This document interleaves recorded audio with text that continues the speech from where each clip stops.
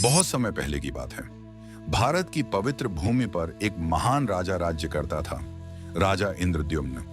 वे बड़े धर्मपरायण और भगवान विष्णु के अनन्य भक्त थे, लेकिन उनके हृदय में एक अधूरा सपना था।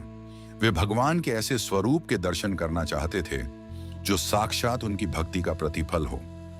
एक रात राजा इंद्रद्युम्न को एक अद्भुत स्वप्न आया। उन्होंने सपने में भगवान विष्णु को देखा, जो उनसे बोले, हे राजन, नीलांचल पर्वत वर्तमानपुरी के पास एक दिव्य काष्ठ लकड़ी बहकर आएगा। उसी से तुम मेरी मूर्ति का निर्माण कराओ। यह मूर्ति संसार में अद्वितीय होगी और युगों युगों तक पूजी जाएगी। राजा की नींद टूटी और वे इस रहस्यमयी स्वप्न को लेकर अत्यंत रोमांचित हो उठे। उन्होंने तुरंत अपने सैनिकों और मंत्रियों को बुलाया और आदेश दिया कि वे उस दिव्य लकड़ी को खोजें। कुछ दिनों बाद समुद्र किनारे वह रहस्यमयी लकड़ी सच में मिल गई, परंतु अब सवाल यह था कि इस लकड़ी से भगवान की मूर्ति बनाएगा कौन। तभी एक वृद्ध ब्राह्मण दरबार में आया और बोला, राजन, मैं आपकी मूर्तियों का निर्माण कर सकता हूँ, लेकिन मेरी एक शर्त है। जब तक मूर्तियां पूरी न हों, कोई भी मुझे देखने या टोकने नहीं आएगा। अगर किसी ने दरवाजा खोला तो मैं काम अधूरा छोड़कर चला जाऊंगा। राजा इंद्रद्युम्न को यह शर्त अजीब तो लगी, पर उन्होंने सहमति दे दी। वह वृद्ध वास्तव में भगवान विश्वकर्मा थे, जो स्वयं मूर्तियां बनाने आए थे। उन्होंने मंदिर के भीतर खुद को बंद कर लिया और दिन रात मूर्ति निर्माण में लग गए। दिन बीतते गए, 10, 20, 30, पूरे 90 दिन हो गए, लेकिन अंदर से कोई आवाज नहीं आई। रानी गुंडीचा घबरा गईं। उन्होंने राजा से विनती की कि वे दरवाजा खोलकर देखें कि अंदर क्या हो रहा है।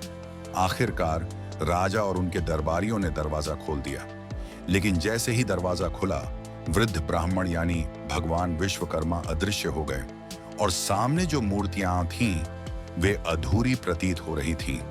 भगवान जगन्नाथ, बलभद्र और सुभद्रा की मूर्तियों के हाथ पैर पूरे नहीं थे।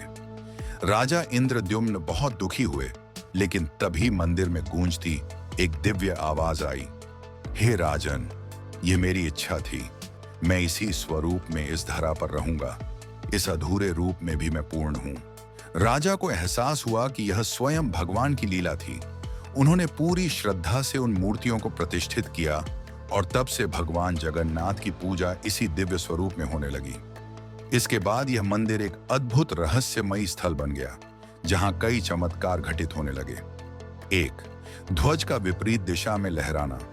मंदिर के शिखर पर लगा ध्वज हमेशा हवा के विपरीत दिशा में लहराता है, जो किसी वैज्ञानिक नियम से मेल नहीं खाता। 2.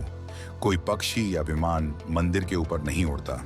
मंदिर के ऊपर कोई भी पक्षी उड़ता नहीं दिखता, मानो कोई अदृश्य शक्ति उन्हें रोक रही हो। 3. महाप्रसाद का रहस्य। चाहे कितने भी भक्त आएं, प्रसाद न तो कम पड़ता है और न ही बचता है। 4. रथ यात्रा का चमत्कार। हर साल रथ यात्रा के दौरान भगवान के रथ कई बार बिना किसी बाहरी प्रयास के स्वयं ही रुक जाते हैं और चलने लगते हैं। 5. मंदिर की छाया नहीं दिखती। दिन के किसी भी समय मंदिर के शिखर की कोई छाया नहीं पड़ती। 6. समुद्र की ध्वनि मंदिर में प्रवेश नहीं करती। मंदिर के भीतर प्रवेश करते ही समुद्र की आवाज अचानक बंद हो जाती है। आज भी भगवान जगन्नाथ इसी अद्भुत रूप में विराजमान हैं। हर 12 से 19 वर्षों में उनकी मूर्तियां बदलती हैं, जिसे नवक्लेवर कहा जाता है, लेकिन इसमें छिपा रहस्य आज भी अनसुलझा है। राजा इंद्रद्युम्न का वह सपना एक दिव्य सच्चाई में बदल चुका था। भगवान की इस मूर्ति के दर्शन मात्र से भक्तों को मोक्ष की अनुभूति होती है। पुरी का जगन्नाथ मंदिर सिर्फ एक मंदिर नहीं, बल्कि भगवान की लीलाओं का एक जीवंत प्रमाण है, जहां हर पत्थर, हर ध्वनि और हर मूर्ति एक अनकही कहानी बयां करती है।